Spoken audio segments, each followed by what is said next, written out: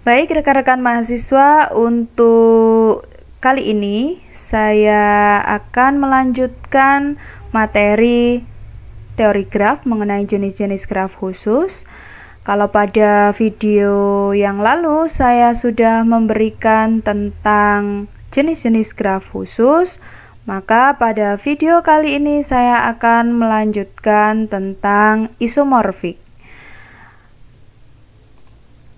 Apabila kita perhatikan dua graf yang saya berikan di slide di sini, mungkin secara geometri tampak kedua graf ini adalah graf yang berbeda.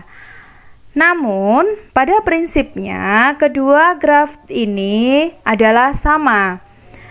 Dari mana kita bisa mengatakan sama? Yang pertama, apabila kita identifikasi untuk jumlah simpulnya dan juga jumlah sisinya, pada graf yang pertama ini dengan yang kedua jumlahnya sama. Untuk yang graf pertama jumlah simpulnya 4, jumlah sisinya ada 6. Begitu pula untuk graf yang kedua, jumlah simpulnya 4, jumlah sisinya juga 6. Lalu untuk setiap simpul dari graf pertama di sini memiliki derajat yang sama, yaitu ini berderajat 3, 3, 3, dan juga 3. Begitu pula dengan graf yang kedua. Semua simpulnya memiliki derajat 3. Jadi di sini meskipun tampak geometrinya berbeda, tapi pada prinsipnya kedua graf ini sama. Lebih lanjut lagi, apabila kita melakukan rekonstruksi untuk graf yang kedua ini, misalkan untuk simpul yang tengah ini kita ubah, kita pindah ke sini, kita pindah ke luar, lalu di sini sudah tidak ada ya, kemudian sisinya otomatis menyesuaikan. Kemudian untuk sisi tengah yang menghubungkan antara simpul tengah dengan simpul kanan bawah ini juga berubah. Yang asalnya dia bentuknya agak miring, dia misalkan dia lurus seperti ini. Nah, begitu pula dengan sisi yang menghubungkan simpul atas dengan simpul tengah. Ini yang asalnya vertikal, otomatis dia berubah horizontal. Lebih lanjut lagi, kalau ini kita juga ubah untuk simpul yang atas, saya geser ke kiri seperti ini. Lalu untuk sisi ini otomatis dia akan berubah ke sini ya, sisinya akan berubah ke atas. Oke, seperti ini.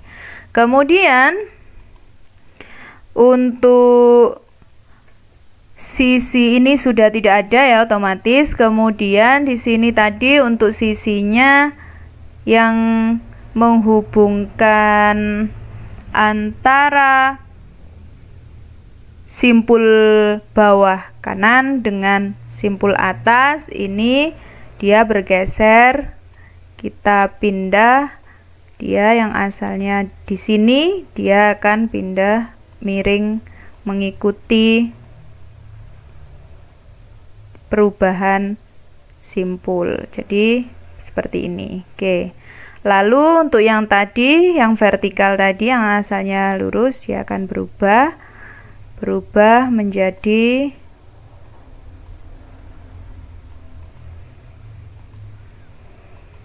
simpul ini, kemudian dia untuk sisinya dia berubah. Lah, maka di sini kita dapatkan untuk graf kedua dia sama dengan graf pertama. Hanya saja harus kita lakukan penyusunan ulang. Nah, hal yang demikian ini nanti kita kenal dengan istilah isomorfik. Jadi, untuk definisi isomorfik sendiri, dua buah graf G1 dan G2 kita katakan isomorfik jika terdapat korespondensi satu-satu antara simpul-simpul pada kedua graf tersebut dan antara sisi-sisi pada kedua graf tersebut, sehingga jika sisi E bersisian dengan simpul U dan V pada G1, maka sisi E aksen pada G2 juga bersisian dengan simpul U aksen dan V aksen. Jadi misalkan kita temukan ada simpul U, maka di graf pertama, maka di graf kedua ada simpul U aksen. Kalau di graf pertama ada simpul V, maka ada simpul V aksen yang berkorespondensi dengan simpul V. Sehingga sisi E ini berkorespondensi dengan sisi E aksen, seperti itu. Jadi, graf-graf yang isomorfik ini terlihat mempertahankan sifat ketetanggaan dan juga kebersisian. Syarat graf dikatakan isomorfik, itu syarat awalnya sebelum kita melakukan identifikasi sampai dia ada korespondensi satu-satu atau tidak antar simpul dan juga sisinya. Di situ syarat awalnya kita bisa mengecek apakah jumlah simpul atau order dari kedua graf tersebut sama. Kemudian yang kedua, apakah jumlah sisinya sama? Yang ketiga, apakah simpul yang sama berderajat tertentu, atau di sini nanti bisa kita lihat apakah ada barisan derajat yang sama antar kedua graf, seperti itu. Kalau misalkan ini ada satu saja syarat yang tidak dipenuhi, maka sebelum kita mencari korespondensi satu-satunya, itu sudah bisa kita simpulkan bahwa kedua graf tidak isomorfik, seperti itu. Nah, di sini saya berikan contoh. Misalkan saya ada graf G1 yang bentuknya seperti ini dan graf G2. Apakah kedua graf tersebut isomorfik? Jika iya, tentukan simpul-simpul yang saling berkorespondensi satu-satu antar graf. Nah, di sini saya bisa memeriksa syarat awalnya. Untuk order dari G1 itu 6.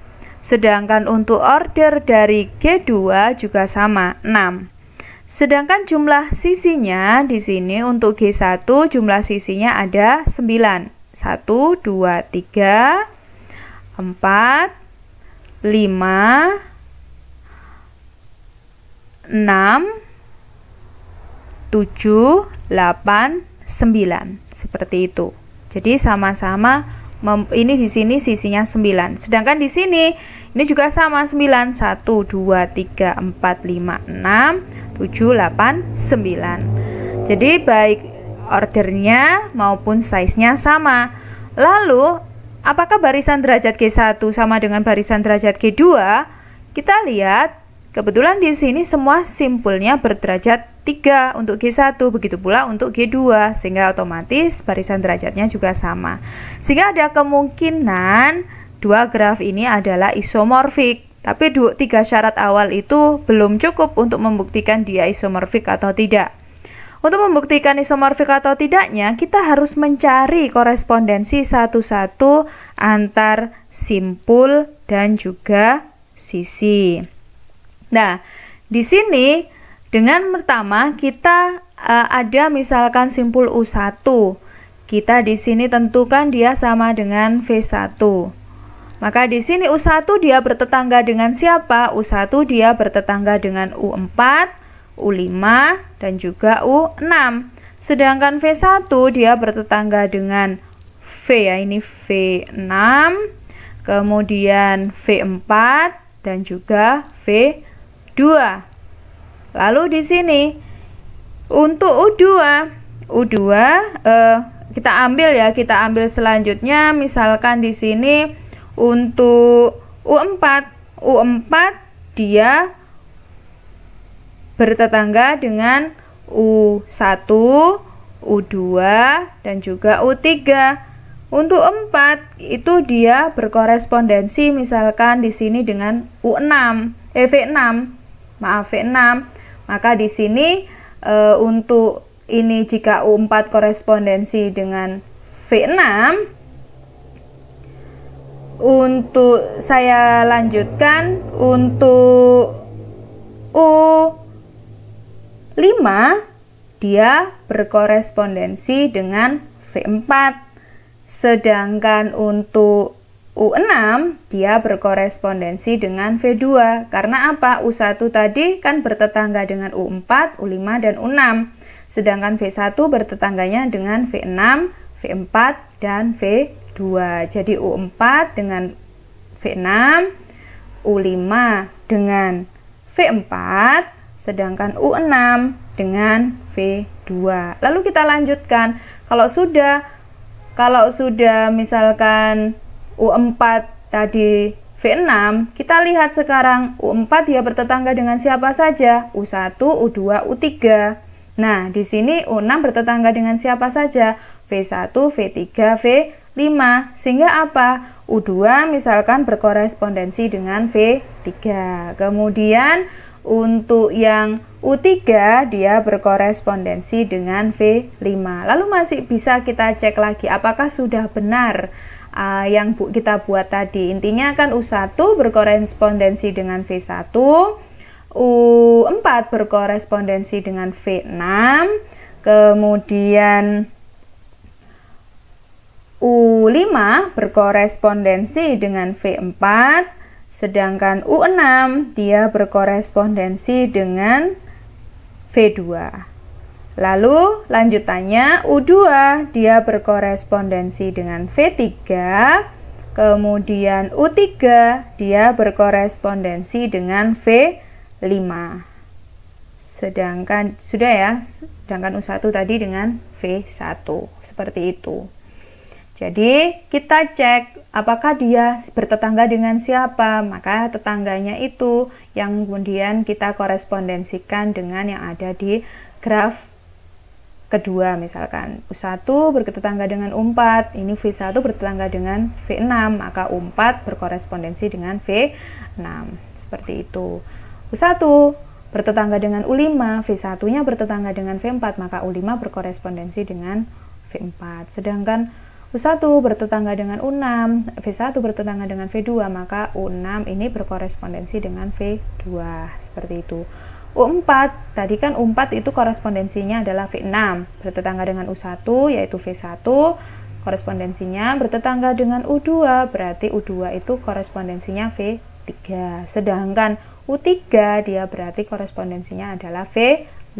Itu yang bisa kita lakukan. Kalau memang ternyata ada korespondensi satu-satu antar kedua graf yang menyebabkan graf yang pertama dan graf kedua itu memiliki karakteristik ketetanggaan dan kebersisian yang sama, maka bisa kita simpulkan kedua graf tersebut adalah graf yang isomorfik. Nah, lebih lanjut lagi kita bisa memeriksa matriks ketetanggaan dan matriks kebersisian dua graf yang isomorfik. Dua graf yang isomorfik memiliki matriks ketetanggaan yang sama. Tentunya setelah matriks yang berkorespondensi diurutkan dalam urutan yang sama. Begitu pula dengan matriks kebersisian dua graf yang isomorfik. Untuk contoh yang tadi, matriks ketetanggaan dari G1-nya, yaitu di sini kita dapatkan bentuknya seperti ini. U1, U2, U3, U4, U5, U6. U1, U2, U3, U4, U5, U6. Karena tidak ada loop dan juga tidak ada loop ya di sini, tidak ada loop, maka di sini untuk U1 dengan U1-nya 0, U2 dengan U2-nya juga 0, U3 dengan U3-nya juga 0, kemudian U4 dengan U4-nya 0. Jadi untuk ini pasti diagonal utamanya dia 0 semua. Lalu untuk kita cek U1, U2, apakah U1, U2 tadi bertetangga? Ternyata U1 dengan U2 tidak bertetangga, jadi dia 0, seperti itu. Dan seterusnya seperti biasa, nanti bisa kalian identifikasi sendiri. Lah, yang menjadi beda nantinya untuk yang G2. G2 ini urutannya tidak lagi V1, V2, V3, tapi kita lihat tadi karena V1 berkorespondensi dengan U1, maka letaknya tetap awal. Lalu yang kedua itu adalah U2. U2 tadi kan kita nyatakan dia berkorespondensi dengan V3. Sedangkan untuk U3 berkorespondensi dengan V5, untuk U4 dia berkorespondensi dengan V6. Dan U5 berkorespondensi dengan V4 dan U6 berkorespondensi dengan V2. Jadi nanti kalau ini kita urutkan sama dengan korespondensi simpulnya dengan graf yang pertama, maka kita dapatkan matriks yang sama persis dengan matriks ketetanggaan untuk G1. Kebersisian pun sama. Jadi kita tentukan sisi-sisinya, kemudian kita cek. Untuk G1 masih kita urut ya, untuk 1, U2, U3, U4, U5, U6. Adanya di sini tadi sisinya yaitu antara U1 dengan U4, U1, U5, U1, U6. Sedangkan U2 dengan U4, U2, U5, U2, U6, U3, U5, U3 ini bukan 5 ya. U3 tadi dia dengan U3 itu dengan U4, U5, dan juga U6. Oke, berarti yang awal tadi seharusnya U4. U3 dengan U4, ini 4 ya. U3 dengan U4. Kemudian U3, U5, dan U3, U6. Baru kemudian ya, karena memang 4 ya, makanya di sini 1. Begitu pula dengan sisinya, kita harus menyesuaikan. Karena U4 itu adalah V6, maka di sini V1 V6, V1 V4, V1 V2 dan seterusnya. Kalau memang ini sama persis, maka di sini jelas isomorfik itu mempertahankan sifat ketetanggaan dan juga kebersisian, seperti itu. Nah, sekarang silakan saudara coba. Apakah graf yang saya berikan, misalkan di sini ini adalah graf G dan ini adalah graf H, apakah kedua graf ini adalah graf yang isomorfik atau tidak? Jelaskan jawaban saudara, silakan saudara kerjakan di rumah masing-masing. Sekian video dari saya, selamat belajar, saya akhiri. Wassalamualaikum warahmatullahi wabarakatuh.